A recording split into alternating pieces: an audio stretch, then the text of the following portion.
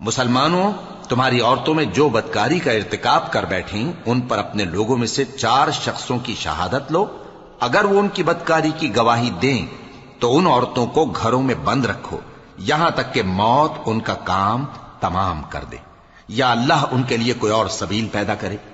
اور جو 2 مرد تم میں سے بدکاری کریں تو ان کو ایذا دو، پھر اگر وہ توبہ کر لیں اور نیکوکار ہو جائیں تو ان کا پیچھا چھوڑ دو۔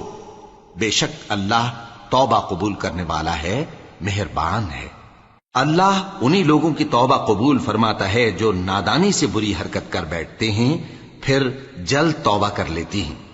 پس ایسے لوگوں پر اللہ توجہ کرتا ہے اور وہ سب کچھ جاننے والا ہے، حکمت والا ہے۔